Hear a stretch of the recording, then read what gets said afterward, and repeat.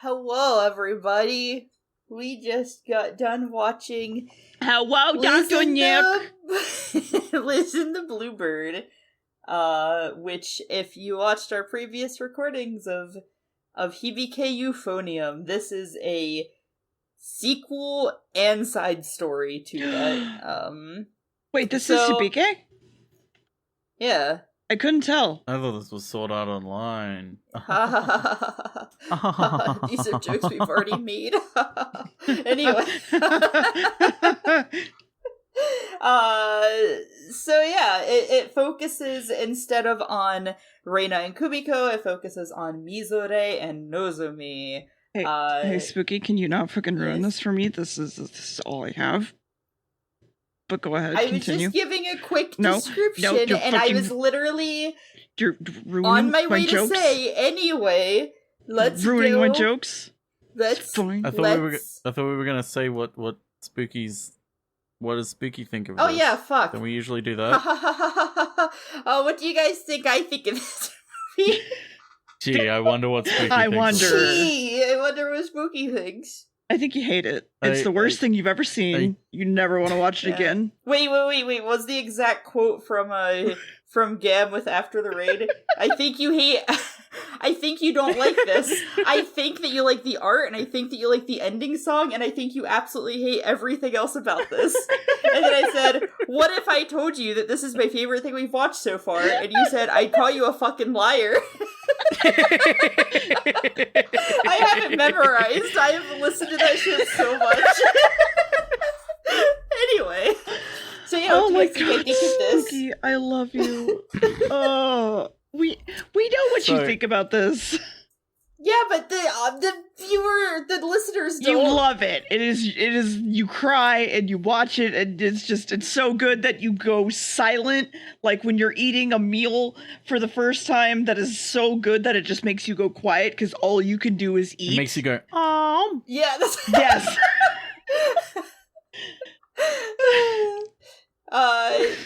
What score do you think I give? Let's put it that way. That's the score. Oh, this is hard. See, 9.5. I don't know if you would call it a 9 or a 10. 9.5.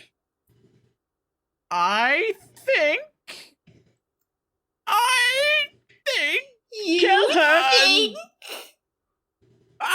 dare to think that maybe perhaps you'll give it a fuck, I don't know. 10. Yep. Ding ding ding. 10. 10's all the way, baby. I give base series Hibike like a 9/9.5. This is a 10 across the board, motherfuckers. This is an unparalleled 10. This is a great performance already. Ladies and gentlemen, that is a pog bones. That is a pog bones. I repeat. Ladies and gentlemen, this is football. This is a fucking pog bones. This is football now. This is what I tell you. This is good football. Yeah, this is a movie. Anyway, speaking of the movie, instead of doing this summary in 3 parts, we cut it down the middle. So Deer's gonna go ahead and do the first half. Whoa, because it's movie month. It's movie month. Oh yeah, it's movie month. Yeah, we should probably. Nice work setting that up, Spooky. I did it in the commentary flawlessly. Okay, hey, Spooky. I didn't do it at all. Here. What are we? Hey, Spooky, what are we doing this month? How many are we watching? So for the What's happening? For the month of July, we're gonna do movies instead of shows, because sure, why not? Also, there's 5 weeks in July. So you get 5 movies. Haha. You get 1 from me, and you get 1 from me and 4 from Spooky. Or 5 Fridays. Fucked up. Shut up. Anyway, fucking start the summary. So, it's Hibike, it's fine. There's an entire field of flowers, and there's this one house, and she's a princess because she feeds all of the animals. She's also got red hair and can hand feed the fucking deer. And then a raccoon tugs on her skirt, and she's like, look at that blue bird. And she's like, oh, that's the prettiest thing I've ever seen. And then it flies away. Cut to person walking, and it's Obo.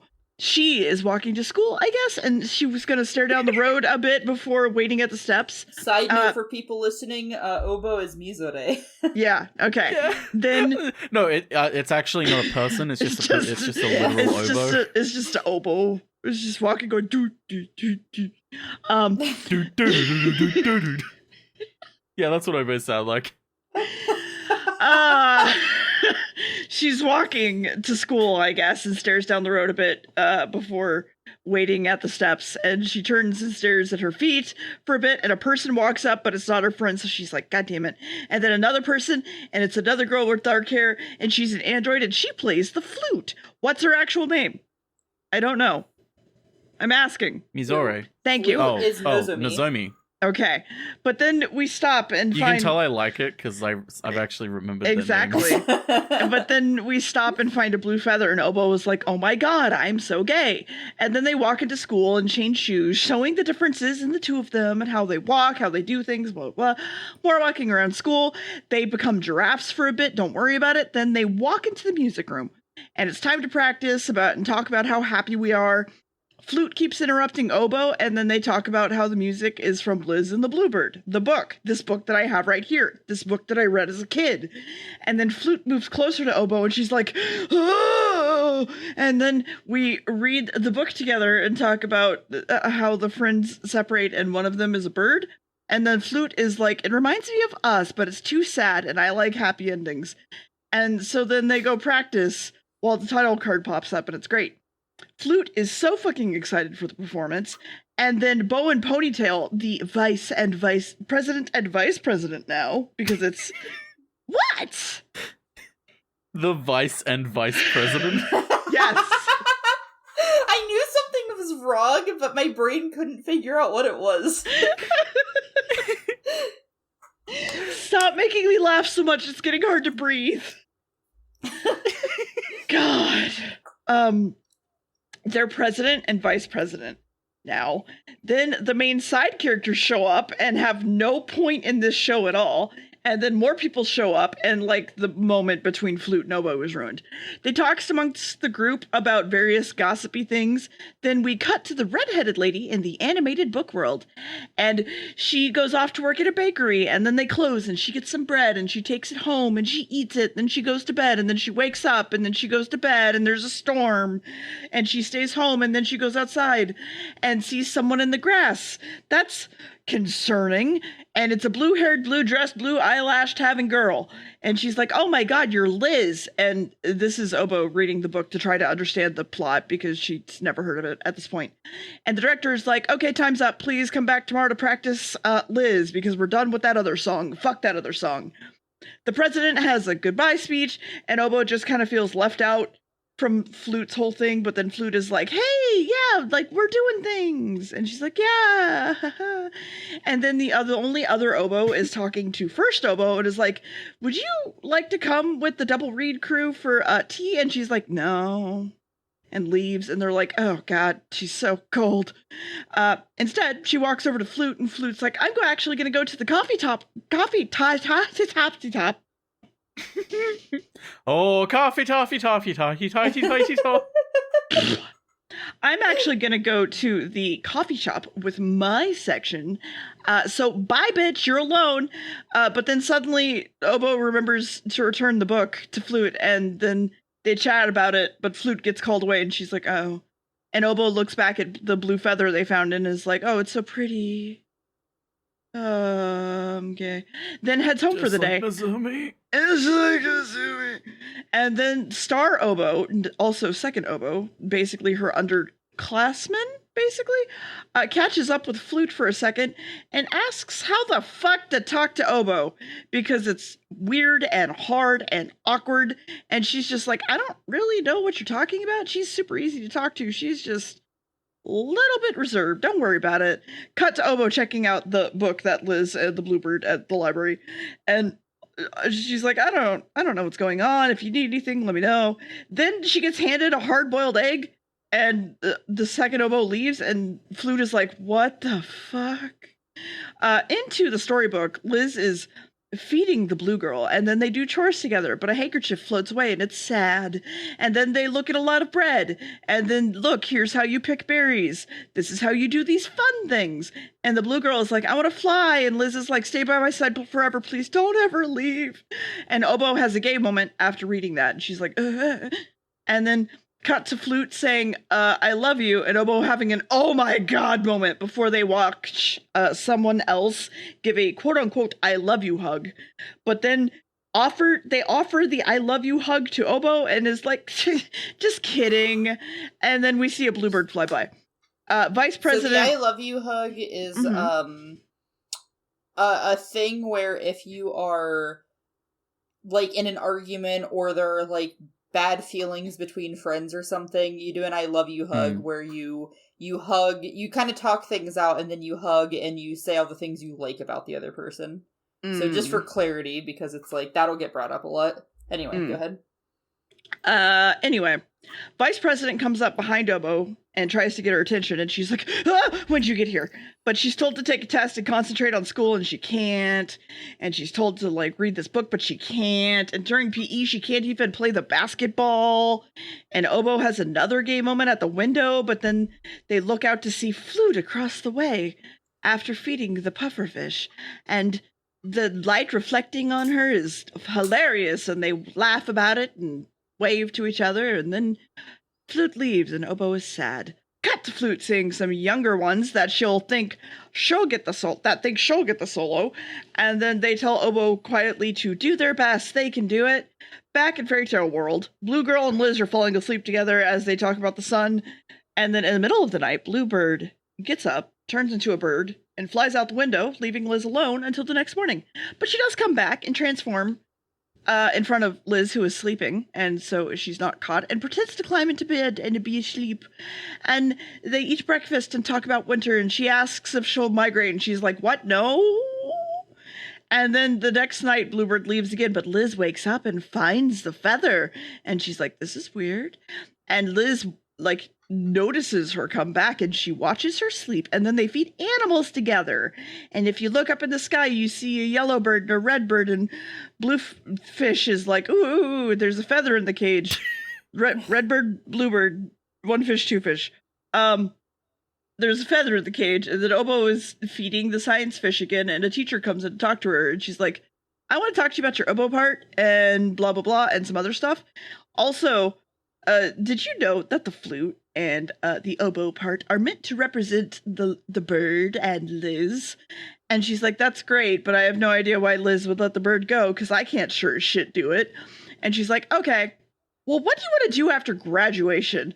And she goes, and but we see Flute and Oboe talk to someone from afar, but then they catch up to each other.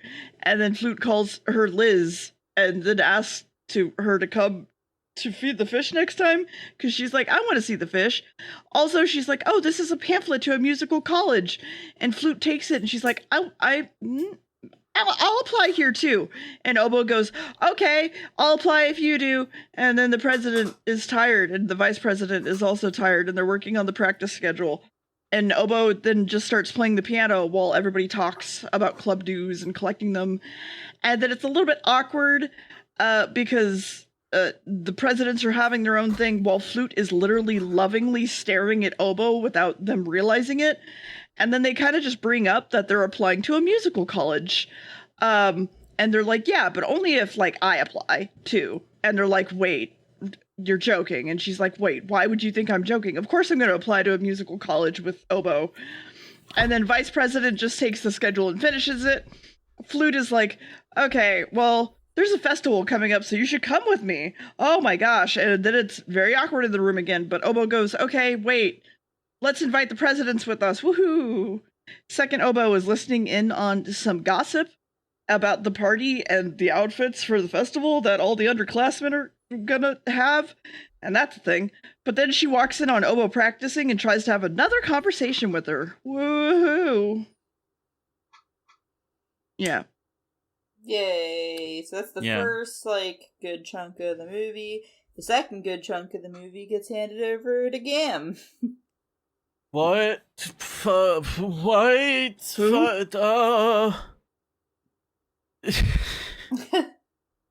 Sorry, I'm just trying to find because I just had it in my notes and then I lost it again. Transforming migration. Oh, we're actually further than I thought we were. Mm-hmm. In my notes. Okay, so we got yep, the president's meeting. Did you No, it's the Vice's meeting. The Vice's meeting, yeah, the Vice's meeting. Yes, young Oboe comes after witnessing it to go see Oboe practicing alone and sort of recanting the way that the other sort of classmates were acting amongst each other. She calls her senpai and is like, "Is that okay?" And she's like, "Yeah, sure, I guess." And she's like, "Yay!" And then young Oboe sort of looks at the blue feather that Oboe has and is like, "Wow, I wish I had one. That's so pretty. Like, we only get the white ones." And she just went, "Oh, Flute gave it to me." She's like, "Wow, you and Flute are really close." She's like, "What? I don't know what she's talking about." Hey, by the way, the double reeds are having another meeting. You should come. I won't. It won't be fun if I come. And it's like, oh, come on. You wanna join us? It's like, no. It's like, okay. Damn, I wish she would like us and not be so cold. Then it cuts to Oboe going to return the book that she borrowed from the library back to the library. But it's overdue and she's getting scolded by the librarian. Then Flute comes up behind her and ends the conversation with the librarian going, yeah, we'll borrow the book. We're sorry. She'll bring it back properly next time. Sorry. Oboe, it's also revealed that Oboe makes her own reeds, and it's sort of cut back again to young Oboe coming in and saying, wow, I wish I could do that. That'd be amazing. And Oboe just says, I could teach you if you want. Like, I can make some for you. And then young Oboe starts crying, and Oboe's like, are you okay? She went, I failed the audition, now I can't play with you in the competition. And she gets real sad, and Oboe sort of just sits there, not really saying or doing anything. She doesn't really understand know what to do. Like the sentiment behind it. Like, she doesn't really understand, of like, why would she be so upset about that? Like not being able to play in the audition, I understand, but like, why me? Right. And then we cut to Oboe in the band practice room, sort of setting some stuff up, and looks over and sees two other bandmates sort of jinx each other, but instead of jinx, they go happy ice cream? Happy ice cream? Yeah. Well, yeah, happy ice cream. Which is essentially jinx, but you have to buy them an ice cream. It's like, oh. And then Flute comes over and is like, hey, do you have any plans for the 3-day weekend? And she's like, I'm Oboe, of course I don't. And she's like, oh, let's come on, we've got this whole big thing going on, you should come. And she's like, can I invite someone? She's like, who are you and what have you done with Oboe? Yeah. This is very unlike you. And it turns out she invited young Oboe to it. So young Oboe got to hang out with the upperclassmen. And she's just like, thank you so much for inviting me, I'll treasure this memory forever. And she sort of just, it's like Oboe not realizing that she's kind of just made a friend. Yeah. And we cut back to Flute and Oboe practicing together again. Flute is sort of interacting once more with her flute section, her sort of wind section, and the bird flies by. And we cut back and they're playing the duet between the flute and the oboe, the whole through line of the movie. Mm-hmm. And the sort of band conductor just stops, and in one of the bluntest but like really well done blunt scenes is like, hey, Flute, you're playing way too emotionally and you're not listening to what Oboe is playing. And Oboe, you're not playing in sync with the flute. Yep. It's just like, hey, characters, you need to resolve your problems that you have right now with yourselves. Yeah. It's like, oh my god, it's just think, like the music. I do think really this was the first time where it kind of hinted at, like, who is Liz and who is the bird. Like, actually. Well, we can get to it when we get to the end. I know, but like... Specifically the thing at the end, kind of. Yeah. Yeah, go ahead. I feel like this is the first instance of it. Black and white as it's I don't think it's as black and white as it kind of leads on to believe in the whole first 2/3 of the movie. Where was I? Oh yeah, that's right. Yeah, you're not playing in sync, and then it sort of cuts to somewhat sort of Oboe being asked, "Are you applying to the music college because Flute is?" And she just outright says that Flute's decision is my decision as well. Yep. Oh which- man, I love that fucking line. Wouch. And I forgot her name, so I just called her teacher obsessed girl. Raina? While they're performing the duet. Yeah, Raina is Trumpet, while they're playing the duet. for those of you Yeah. listening. Yeah, trumpet, sorry.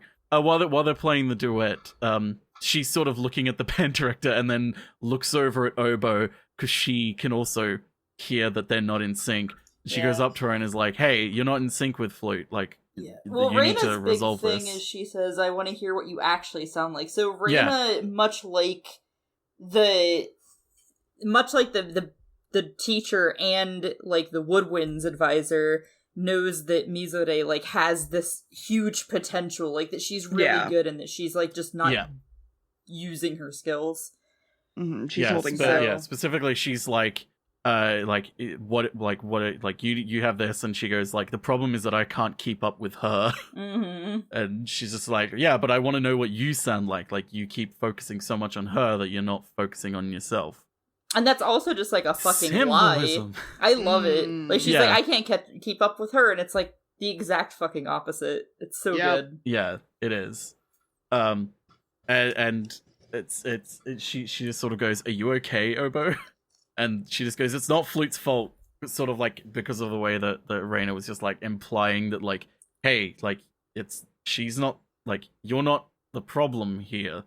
Like she like, it's not that you can't catch up to her, it's that she actually can't catch up to you. She sort of got defensive and was like, it's not Flute's fault. Like, it sounds stifled because I can't let the bluebird go. Oh, fuck. It's so good. So many good and single it's like, lines. I don't know. It's like, I don't know when Flute will go, so I can't let her go of my own volition. I just can't do it. If I were Liz, I'd keep the bluebird locked up. And it's just, that's it. She just sort of ends it there. And then we cut, and it's sort of like, oh, Oboe's only applying to one college. It's like, oh, she knows what she wants to do. She's like, what she wants to do is apply to the same college as you, Flute. You're the star Flute and oboe players. Like, everyone thinks it's cool, like the both of you together. And it's like, the Flute just sort of says her piece and is like, well, the bluebird that Liz sets free, I think she should return to Liz, and then Liz would have to set her free in the end. But it's like, so then it would be a happy ending. So it's like, oh, she thinks that like the bird being able to come and go as it pleases is a happy ending. Yeah, and it's like, that's exactly what Nozomi does. Like, she just comes and goes as she wants and doesn't talk about things, so... Yeah. Yeah, it's like, I think we assigned bluebird at birth. So she's sort of going like, oh, that's the good ending, and it sort of cuts immediately to Oboe being like, well, the bluebird being trapped is the good ending. And then the Flute goes up to the same teacher that Oboe was talking to earlier, who gave her the pamphlet, and is like, hey, I'm thinking of applying to a music college. That's good. I'm here if you need me. And she doesn't hand her a pamphlet and walks away. Ouch. Yeah. We cut back, and it goes over, and the oboe and the flute duet still don't sound right. And sort of Flute staring over at Oboe and sees her teacher interacting with her and focuses on it so much she's ignoring her own section, sort of like chatter that's going on. She's starting to actually focus on Oboe. Then Oboe looks over and waves at Flute, but Flute just turns away from her. They confront in the hall finally, and Oboe asks if Flute is mad, and then asks if they can do a love hug, a love you hug. And it just holds on it, and then Flute just turns around and says, maybe next time, and like cheerily, and just sort of walks away. And it's like, Let's avoid our problems. Yeah. And then we cut to the president and the vice president, the two vices, talking to Flute, being like, "Hey, what about the third movement? Like, we got all this. Like, are you still going to be in sync with Oboe? Like, are you two actually okay?" He's like, "Yeah, there's nothing going on. It's all good. Ha ha ha ha ha. There's still time. We can get it working." And then we open the window and hear the protagonist from the anime be like, "Hey, we're here too." And they're playing the duet with their instruments instead. Euphonium and trumpet. They're playing it, and they're playing it in sync. And you sort of see Flute stare at them, and then we cut to Oboe's perspective, who hears it too. She opens the window, then shuts the window and sort of just walks away. And Flute just is mesmerized by it, and is just like, just says like, "I don't know if I really want to go to a music college." And it's just like, what? Yep. Yep. And then we cut to him going, "I don't understand the solo teacher." Sort of like, "I don't understand the duet." Oboe talking to her teacher. She's like, "Liz wants to unlock the cage and free the bird, but like, I don't get it. Why would she do that?" And the teacher's just like, "That's her actions, not her feelings." And then Oboe just outright says, "I don't understand her feelings, teacher. Like, I don't get it. I could never let go of someone I love. I can't empathize with this piece because I don't understand it." And then we cut back to Flute again, wondering if she actually even wants to play flute professionally. Like, because it's a lot of work, a lot of tutoring, a lot of things here and there. Is she even good enough? And then she's like, "Maybe I'll just go to a different college." And then the president just goes like, does Oboe know this? Like, have you told her?" She's like, "No, why would she? Why should she? Like, that's fine." Like, and then she just goes, "Because you said you were going to the music college, and she was only going to it because you were. You also quit the band without telling her too. You just sort of just flew away." And the vice president's just like, "Hey, just stop." And it's just like, just because you're close doesn't mean you tell each other everything. And we cut back to Oboe again, and the teacher's like, "What if you were the bluebird? Like, think about it from this perspective. Liz suddenly bids the bird farewell when she knows that the blue girl is a blue bird and that it needs to be free.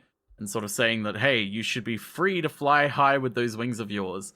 Even though the bird is going like, "I want to be with you forever though." And Liz realizing like, "I'm a cage shutting you in. You have wings and the sky with endless possibilities for you. Yeah. I shouldn't take those wings from you." She says, And "This so she is my frees the act bird. of love." Yeah, like, this fuck. is my act of my Yeah. expression of love Yeah. is letting you free. And she sort of just went, "So do you think the bluebird just flew away without thinking about it?" The bluebird respects her decision to free her because she loves Liz. And the bluebird's expression of love is her flying away. Like, Liz freeing the bird is her expression of love, and the bird flying away is her expression of love. Yeah, It frees them Liz both. made that decision, and you can't go back. You can't go back. Yeah, almost like earlier, whatever, I don't know, Mizore said, "Nozomi's decisions are my decisions." And it just, like, wraps back around right there. Yeah. Yeah. And it cuts back to Flute again. And she's like, "But the teacher only spoke to Oboe. Like, I can't keep up with her. I can't do it. I'm not good enough." And then at the same time, Flute and Oboe just like realize who they are in the story. They're like Oboe is Liz and the flute is the bird. And she sort of just goes, "My love for her deprived her of her wings." And she just goes, "Why did you show me how to unlock the cage?" It's so good. And then we cut to practice, and the band teacher's like, "Okay, we'll start from the beginning." And then Oboe just puts a hand up with a teacher behind her and just like, "Hey, can we practice a third movement?" And he's like, "Sure." And they start playing it, and Oboe is more independent and more in sync and isn't relying solely on Flute. And it's powerful and great, and like through all of it, Oboe is keeping composed and is playing her piece, and Flute, through her breaks when she's resting, puts her flute down and is struggling not to cry through it, because hey, this is their breakup. This is it. Yeah. It's this her is the like end. realizing that she can't keep up, because even though she said like, "I'm not as good," like she never realized it. And it's her realizing that the whole time Mizore really was holding herself back. And it's just like, fuck. So good. Anyway. Yeah, it's way too fucking good. And so it ends, and they all all the protagonists come up to Obo and like, hey, wow, that was amazing. And she's just like, where'd Flute go? And we go up to Obo, walking up to Flute, who went to the science room, and it's very clear that Flute's been crying, and she sort of just went, you're not fair, like, it's not fair, Obo. Like, I don't want to lose you, Obo. I wanted to be your equal. And Obo's just like, I wanted to be your equal, so I said I'd apply to the college, but I'm not as talented as you, like, says Flute to Obo. Like, I thought saying it was good, but I'm not amazing like you. And then Obo starts to tear up, but it's just like, I'm an ordinary person. Like, you're probably gonna go out into the world, Obo. Like, Liz and the Bluebird, like, I'll try not to hold you back. And Obo's just like, you're always selfish, Flute. In freshman year, you quit without telling me. And Flute's like, oh, but that was a long time ago. And she's like, it wasn't long ago for me. She said it's still Like, happening now for me. I've always followed you. Yeah, it's still happening now for me. I kept playing Obo so you wouldn't abandon me. I played it so I could be with you. I'd do anything to be with you. And Flute's just like, don't be so dramatic. And she's like, I'm not. It's all true. Like, it's not dramatic. You're everything to me. And Flute just goes, I'm not who you think I am. You should hate me. And Obo's just like, you're special to me, Flute. Even if I'm nothing to you, you're everything special to me. And Flute's just like, I don't know why you're saying this, Obo. And Obo lifts her hands up and just asks for a love you hug. And she goes in and just hugs Flute. And Flute just sort of stands there hovering her hand over and not really knowing, and instead of, hugging her back, she just puts her hands on Obo's back, just resting them. And she's just like, Obo just goes, you talked to me and became my friend, Flute. You made me so happy. And Flute just goes, I'm sorry, I really don't remember, like, the specific, like, time. Like, it wasn't as unique and important to me as it clearly is to you. And Obo's just like, you're a natural leader who makes everything fun. I love the sound of your laugh. I love how you talk, etc. Like, everything about her. And Flute just goes, I love your Obo. Man, yeah, and Mizure's even like, she's like, I love the way you walk. I love your hair. I love your eyes. I love everything about you. And before she finishes the sentence, she's like, I love your Obo.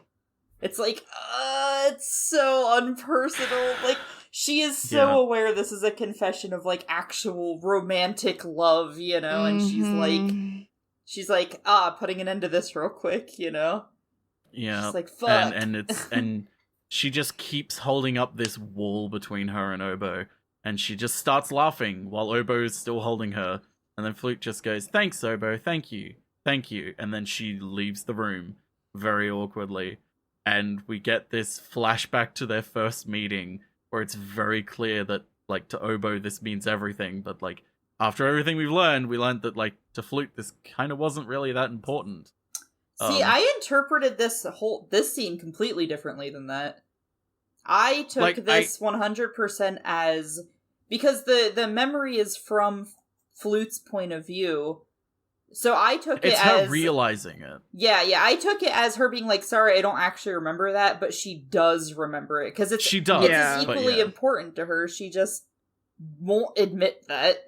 She refuses to accept it. Yeah. Like with that whole scene, she refused to acknowledge her own role in this. She kept holding up this wall, she refused to be vulnerable with Obo. Yeah. And the point where she still kept lying to her.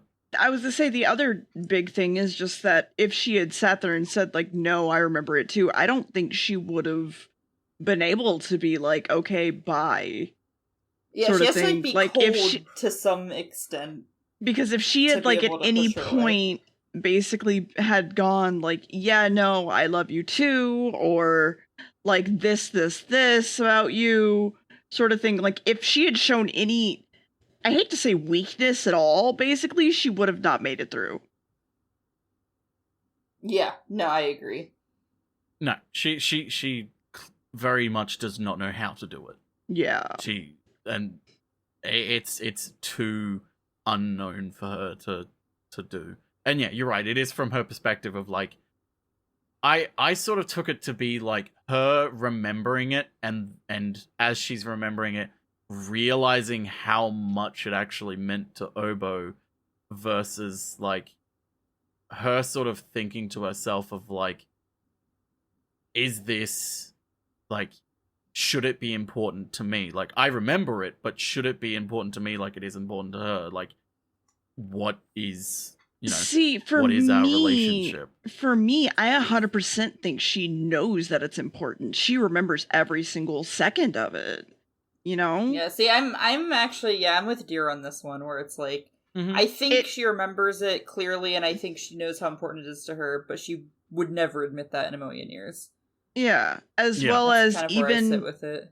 even if like she could admit it at that time, she wouldn't allow herself to, because then it would literally just be like locking the cage permanently. Yeah. There's no getting out of it.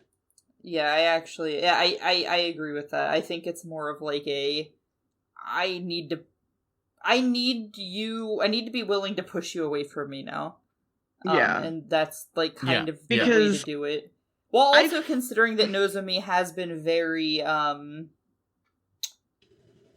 like impersonal in the past, like she's very much like done shit like this. It like kind of works in her favor, but yeah, I would say at this point she's kind of come to the conclusion that like, yes, obviously my relationship with Mizure is like just as important as her relationship with me. Like, I think she fell in love with her like a long time ago. Like, I think she actually needs her, like, Obo. Like, Flute needs Obo actually way more absolutely. Than, like, the other way around, but for one. She's realizing that her version of love, of her way of you know, keeping, like, being so flighty is destroying Obo now. Yeah. Yeah, and I definitely think... And she's holding Obo back. Yeah, and I definitely think there are one-sided romantic feelings, too. Like, I don't... Absolutely, yeah. I don't think Nozomi has romantic feelings for Mizure, but I will eat my whole shoe if Mizure doesn't have romantic feelings for Nozomi. Like... Yeah. Like, I think it's also where you could say that, like, it isn't actually entirely... Like, they're not one-to-one... Like, they're not static in that Mizure is Liz... and Nozomi is the bird. Well, yeah, it's like, of course. in that sort of moment, you have the moment of, well, Nozomi is kind of realizing that in her own way, because of the way she's treating Obo, she is keeping her in a cage. Yeah, exactly. Because she's being so flighty. Yeah, and she's like, I actually am clipping your wings. It's not the other way around. Exactly, yeah. They've realized at this point the roles are switched. Like, Nozomi is Liz and Mizure is the bird. See, I would argue that there's romantic feelings on both sides throughout the entire thing. It's just expressed differently because one doesn't understand what the fuck to do about it and just shoves it away. I don't know. I don't think Nozomi has feelings. I don't think she has romantic feelings for her. I think she has strong platonic feelings, but I don't think she has any romantic... Not even, like, she has them and she doesn't understand it, but I think she doesn't have any at all. Yeah, that's how I think always read it. I've read it as a one-sided She purely love. just sees it as platonic. No, that's... I guess I say that having come from a relationship like that, back when I was in high school with Max and having to deal with that sort of situation, and then him later coming back and being like, no, I was still in love with you. Shoutouts to Max for things. And so for me, I could absolutely understand and vouch for like both sides being romantic, but just one not wanting to confront it, or just, I am comfortable in the way things are right now, and I do not want them to change. Yeah, I can see that person, especially if you have like the personal attachment to it. I can see where you're coming from. I still don't personally feel it, but I I totally get you. You know what I mean? I think for me the biggest push for that was when she was playing piano and she was just watching her in absolute fucking awe of her. I didn't take that as either, romantic yeah. feelings. I took that more as her sort of realizing, well, not realizing, but sort of just noticing more how incredibly talented and skilled she is. Porque no los like, dos. looking at herself. She could be fair, noticing. You could. I just personally don't think of it. No, that's fair. And that, again, that's why we have podcasts. And I think that's one of the best things about show don't tell is it's up to interpretation, right? Like if you look at a character's eyes and the eyes are and the eyes are like a little shaky, it's like that can mean a lot of different things, right? That could be an uneasiness, but it could also be like a love, you know what I mean? And that's like one of the things I really like about this is it doesn't hammer it in 100%. Like it's 100% up to interpretation, like parts like that. You know, I would argue there are parts that aren't, like when during the ensemble scene, like when Nozomi is playing her flute and like the, you know, camera is blurring in and out on different things and shaky, like that's obviously supposed to be very disorienting and stuff. But in smaller moments like her looking at her playing the piano, I think it's like very much open for interpretation. Because it's like whatever the viewers like personal experiences are, they're going to end up being reflected in some degree. So it's absolutely cool. So anyway, we cut back to the present and we see them in the library. Obo is borrowing the book once again and being chastised once again by the librarian. And once again, Flute comes up behind her and is like, yeah, we get it. We're going to borrow these books, though. And Flute is borrowing a college workbook, a mock exam workbook, essentially. And we cut to the same scene as the beginning of the movie, where they're walking to the practice room, except Obo is by herself now, and Flute is in the library working on the college workbook. And Obo goes to the practice room and is by herself and flips through her music sheet. And you see Flute has drawn a little bluebird on it and written, like... Fly? Tell her to fly away. Like, fly, be free, fly now. And we sort of see a bird fly by her, and then we cut back to Flute in the library, and we see a bird fly by her as well. Both birds have been set free. We cut to Obo leaving the practice, and is going to get some food with Flute. Obo, Flute sort of goes like, "Hey, I'm wanting to support you in your solo, like in your endeavors, but like I need some time in order to process and figure everything out for myself." And Obo says, "I'll continue playing the oboe. Like, don't worry. Like, I'm not going to stop and do whatever you're doing. Like, I'm going to do this for me now." Mm-hmm. And they both at the same time just say, "Let's do our best." And then Obo goes, "Happy ice cream." And and Flute's just like, "What? Oh, you want ice cream? Sure, let's go get some." And then we cut once again to the screen with disjoint, but then dis is crossed out, so it just says joint. Because they smoked up. Finally, at the end of the show, they finally accepted drugs and were like, "Let's do it." Man, yeah, I love the post-credit scene where they smoke weed, Mm-hmm. It was great. The post-credit scene is when Nick Fury comes up and is like, "I'm assembling a team." Yes, but Gam, at that time, they're smoking weed. God. Yeah, no, I like love this movie. I love the messages in it. I love like everything about it. It's like so up my fucking alley. You. Thank you. Fuck you for showing this to us. Oh yeah, it's so fucking good. I love it. Little spooky, things. Fuck you. Thank you. So I mentioned this during the commentary. This movie takes place during a period of time that the actual Hibike sequel film takes place. Because the Hibike sequel film takes place over an entire year, whereas this is like a little bit more condensed than that. Yeah, this is like a month or two. Yeah, so there are scenes where like Reina and Kumiko are playing the part of Liz and the Bluebird outside, and they see that, and that happens in the movie. And like in that movie, Kumiko and Reina compare themselves to Liz and the Bluebird to a degree, and it's like, that's really good. But then, and I didn't notice this until literally earlier today when I was rewatching the ensemble scene.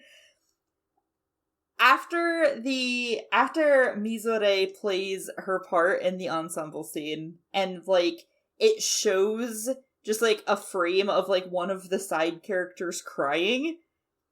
Yeah, I don't know if you remember this, Gam. was. I remembered this because of you, though, because we had an ongoing joke. Do you remember in Hibike season 2 how we noticed that the girl with the bangs covering her eyes and the glasses girl were Was always that her? together? It was the bangs girl. She was crying because... Shit, hang on, Oh my groceries God. again. No, not the groceries. But Not the groceries. yeah, no, so bangs covering her eyes girl was crying because glasses girl, two like unnamed characters, that was their Liz and the Bluebird. Oh my God.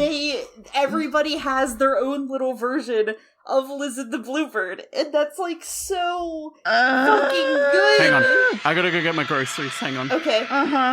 Feel free to keep talking. Okay. It's just gonna be us going, Yeah.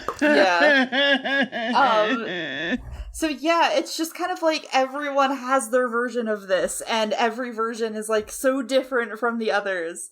And that's so cool. And I loved that they like really drove that home by like, here is a side character that you don't even know the name of fucking crying because she had to let the person she was always with graduate at the end of the season 2.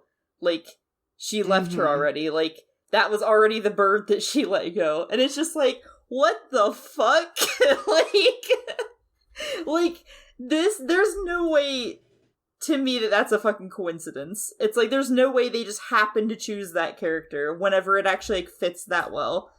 Oh yeah, no, there's absolutely not. Yeah, so I just thought that was like super, super fucking cool to do. Like, there's like the double connection, like, or I guess triple connection there, where it's like there's 3 different instances, and like in kind of a, because like Reina and Kumiko compare themselves to Liz and the Bluebird too, but I think you could also make the argument for like Kumiko and Asuka. It's like this is a very real thing that happens. Like having to let someone go is a thing, you know, and the movie just I feel like it handled telling that as a story so well, like.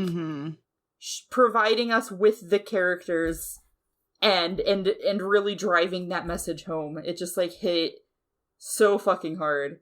Yeah. And boy do I love it. I love it so much. Like, yeah, I don't know.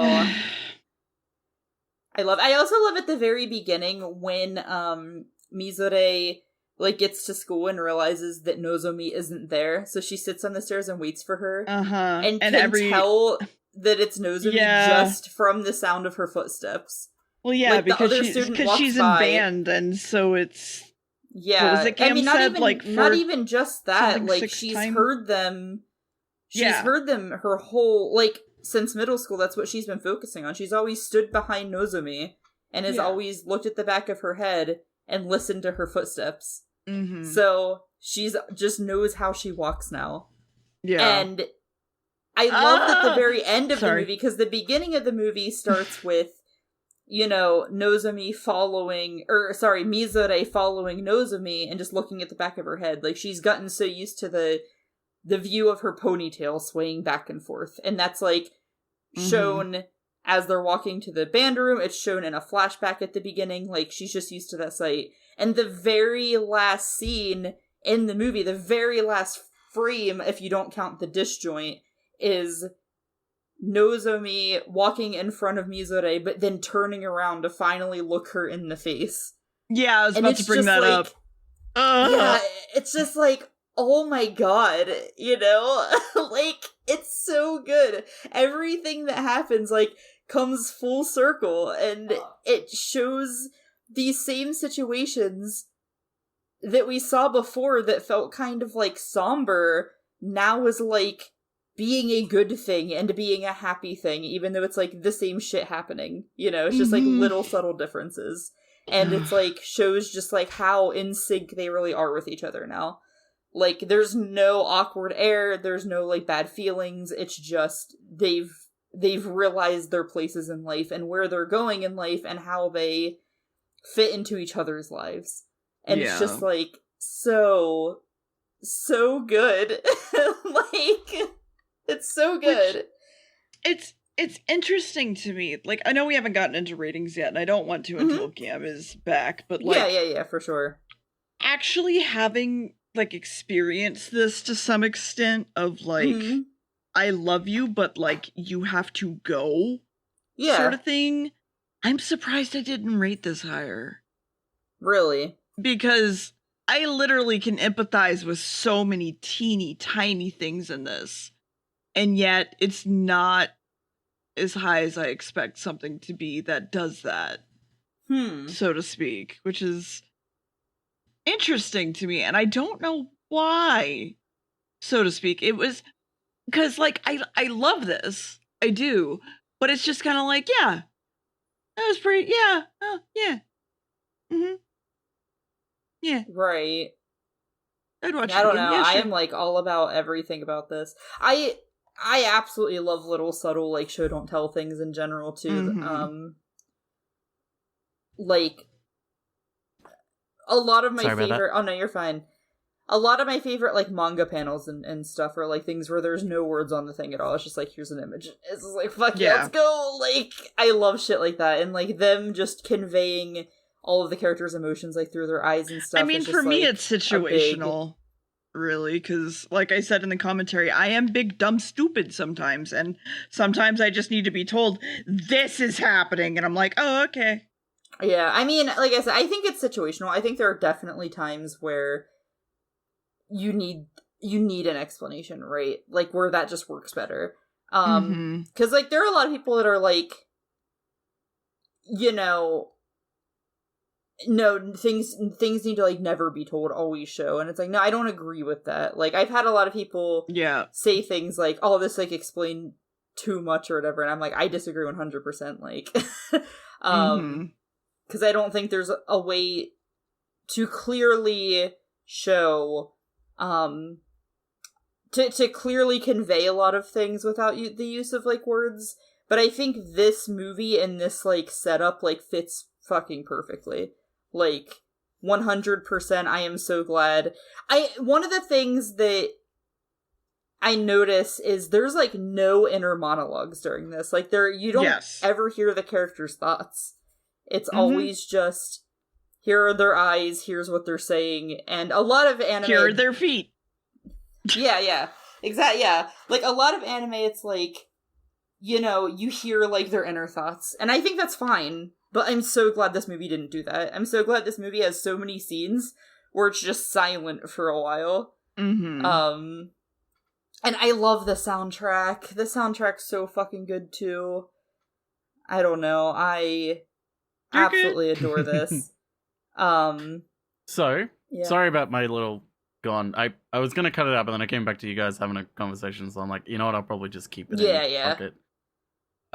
I just had my groceries, and real quick, I'll include this on the podcast anyway as a little reprieve. The delivery guy saw Ridge, and he was like, "Oh, you have a cat? What's his name?" And I was like, "Oh, Ridge." And he's like, "Oh, that's a solid name, better than my cat's name." I was like, "Oh, what's your cat's name?" And he went, "Kale." And I'm like, "Oh, did you?" And he's like, "Yeah, I didn't get to choose it. I adopted it." And I'm like, "Did you adopt it from a cat?" And he was like, "Yeah, white cat, black marks." And I'm like, "Oh, it's that Kale." Oh my god! Shiv's foster Kale. Oh my god! Let Shiv know. That's so cool. You have to. I did. I just messaged Shiv. Shiv that. That's be like, amazing. "Hey, the delivery child." Aww. Small fucking world. Yeah, for So, real. Everything comes back to cats and I birds. Sorry. like the idea that you're about to tell Shiv that they're shit at naming cats. Yeah. Well, Shiv No, didn't Shiv name didn't- them, I don't think. Shiv didn't name No. Kale. Shiv named Rocket and Yeah. Spinach. Spinach and Rocket, I think. Yeah, didn't he? yeah. Yeah, I think. But, yeah, I just thought that would be funny to include. So, Liz is the Bluebird. Yeah. You first, because I Yeah, talked. what do you think? I already talked about what I think about it hilariously to Spooky, but you don't get Okay. to.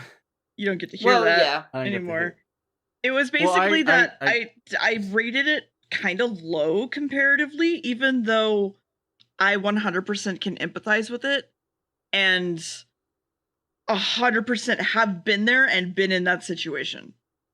And I gave it I'm an. curious. What do you two think I would rate it? I don't know. Honestly, I don't know anything about you anymore, Gam, when it comes to fucking anime, apparently. You know, Because I legitimately gonna tried to find say- shonen you might like, and it did not work out. So I'm gonna say you give this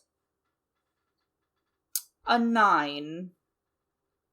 Ah, see, Spooky, I knew you. You didn't know me. I'm giving it a 10. Okay, I was Mm. thinking 10, and the only reason I didn't say 10 is because in between commentary and recording, you said, you know, yeah, it could have probably been like maybe 10, 15 minutes shorter. And that to See- me, I was like, maybe he thought it drug on just a little bit too long. So, No, okay. I didn't think it dragged on a little bit. There was a part in the very end where I was like, you know what? I feel like this could have ended 5 minutes ago, but it wasn't like a this should have ended 5 minutes ago. It's like it was just if that they it could wanted have. to tighten it up, they probably could. Yeah. But I think it's great as it is. Hell yeah. That's why when like Spooky was reading a review, a shitty review to us of it, where they were like, it was half an hour too long. I'm like, Yeah. no. I Half was an like, hour what are you makes no guys sense. talking about? Maybe 5 or 10 minutes Yeah. to like compromise with them, but like no. Yeah. There's okay. no fucking way. Yeah, so that's like the only part where I was like, well, maybe not quite a 10. But Yeah. okay. Yeah, no, I absolutely give this a 10. Yeah. No joke. I kinda now want to definitely go back and watch all of Hibike. Fuck yeah, And let's maybe- go! Oh shit! I Maybe will watch say- the sequel movie. Yeah, the sequel movie, the only sad part about it, I think it has a lot of really good things in it, but shoving an entire year into one movie was just Yeah, way... that's yeah. Like, the first year was 2 full seasons. Like, so, yeah. I will say, I like Liz more than Hibike. Like, yeah, but, I definitely feel the same. Yeah, but Hibike is I think definitely mainly worth because a watch. Yeah, going back through. I think mainly for me, the reason why I like Liz a lot more is that it's a lot more condensed. There are so few characters in this. Yeah, there are. That's true. But the focus, the whole movie is entirely laser focused on this one thing, whereas Mhm. Hibike kind of meanders There's between arcs, a few yeah. things. Like there's like there's like arcs of different things between like different Yeah, characters and because different characters this, doing different things. yeah, because Whereas this Liz is in all the one thing. yeah, Liz in the Bluebird is only about Mizore and Nozomi, and honestly, I would say if you had to say which one of these two is the main character, Mizore, right? Absolutely. Yeah. And Mizore's whole world is Nozomi, so it makes sense that Yeah. it's like this is just about them, whereas Hibike is more about Kumiko experiencing everybody else's troubles and those shaping her. So it Yeah. makes sense. It makes sense for the narratives, but I can totally see where it's like it makes sense you would like this one more, you know. Yeah. But yeah, so dear, what do you give this? I'm at an 8. An And eight? Oh, okay. I thought it was going to be lower, honestly. No, from no. How you were talking. Okay, that's not bad. I mean, 8's still I thought like you a said really it good was a score. piece of shit. Yeah. Dear, Yeah, while we were watching this, in the commentary was like, wow, this fucking sucks, and then chugged Yep. some whiskey. Yep. As I do, And then I- chugged. Yeah. I cocked Yeah. my gun and I chugged Yeah. a whiskey and Yeah. was like, "All right, time to And take put you out on of your- Spooky." Put on your cowboy hat and said yeehaw. Yeah, Mhm. and then said, I'm gonna, BRB, this movie's so boring, I'm gonna go lasso a cow real quick or something. I don't Yep, fucking know that's what you guys do in exactly- Texas. Don't forget the Alamo. wow. See you later, nerds. Get the Alamo. But yeah, no, I expected lower from how you said. 8's still like a really good score. So like, Oh, yeah, I'll no, take it. I'll absolutely. take it. Yeah. Hell Like, yeah. it was the fact that I said that I'm surprised I'm not giving it a 10 because I can fucking empathize with it 100%. That's what I'm surprised about. So to speak. No, that makes sense. That makes sense. But yeah, man, I'm glad we watched this. I'm gonna be real. I was so nervous going into this one. I was like, they're either going to like love this or they're going to be like, why did you fucking show us this? Like, because it really just depends on if you attach to the story, right? Because it's to the characters, I mean. Because if you don't attach to the characters and like give a fuck, the movie doesn't really have a plot. So I was like nervous. I was like, are they gonna like this? Like, are they gonna like hate it? And I'm just gonna be sitting here like, you know, fucking trying to defend it? Like, what's this gonna be? So I'm super glad that... Is this gonna be After the Rain again? Yeah, like, I knew this was either going to be you guys absolutely love this, or you guys absolutely hated this. Or, in the case of After the Rain, you guys absolutely hated this, but then I turned Gam around by the end. Yeah. You did turn me around. Listen, you did technically turn Gam around on everything. It just took watching Hibike season 2, and then the movie. We watched TBK season 1, Gam said, eh. We watched TBK season 2, Gam went, actually, okay, I like TBK now. And then I went to listen to Play Burning, Gam's like, I love this. I feel like it was more of like a, and followed into like a, sort of like the one chick that was drinking, what was it? Why can't I think of the name of it? It's fermented tea, basically. Elpis? No. She was a freaking meme for like months of like the Oh, Kermit. No. Oh, I know what meme you're talking about. Okay. Yeah. I feel like it was memes. I feel like it was kombucha. She was trying kombucha. That's what it was. Yeah. So it's like Gam going like, maybe, sort of thing. Brittany? Yes.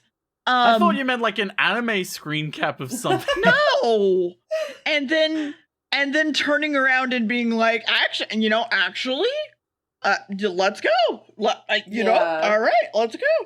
All right, cool. Man, also just I don't know if I'd go back to Hibike season 1 and be like, actually, you know what? This is a lot better. I feel like my opinion of it would kind of be the same still, but it would be like, but I know it gets better. I don't think it really... honestly, I think going back and actually watching Hibike season 1 is like, it is a lot better. Like, I'm gonna be real. You're just sitting there, like, pointing at the characters in the background, like, I love you. You. Yeah. No joke. I would watch through the entire time just to try and see where Nozomi, where Mizune where the fucking two of them are. You're just like watching the entire time. Just like there they are. Yeah, because like Nozomi doesn't really appear because she's not in band for the first part of that, so you don't really see her. Mm-hmm. But Mizune for the whole first season is just like this background character that you see sometimes, like in the distance, and it's really fucking funny rewatching Hibike season 1. It's funny watching Hibike season 1 knowing Hibike season 2 because she has a whole arc. It's even more funny after you've seen Liz, because then you're like, this is like the protagonist of the best part of this whole series, and she's just like in the fucking background, like. Yeah, and this is like during like the worst time of her life. Oh my god. Because Nozomi left the band. Yeah. So it's like so fucking funny. Like, you never expect her to be a fucking character, and then suddenly she is, and then suddenly she's, like, in the best thing, and it's like, okay. In season 1, you go back and watch season 1, and she's the glup shitto of the entire series. God. But yeah, I'm glad that this went how it went, because I was nervous. And can't wait for next week where it's gonna go the exact opposite the way Spooky thinks it will. Yeah, no, it's like really funny too, because I think this was my biggest gamble movie, so I think it's kind of smooth riding from here on out. Well, until we get to mine, but yeah, it's fine. Well, yeah. We'll get to that. We'll get that. Yeah. Anyway. See you next time when we watch Cars Futurama, 3. Bender's Big Whoa! Game. I get to see him die. Goodbye, everybody. Wait, what are we watching? Cars 3. What are we watching? Car crashes? Cars 3. What? Cars 3. Cars 3. I never actually saw Cars 2 or Cars 3. Well, you're not watching 2. We're going straight to 3, the best one. Oh, okay. And then we're watching Morbius. Well, see you next week. All right. Goodbye. Fuck yes. Bye. It's Morbin time, bitches!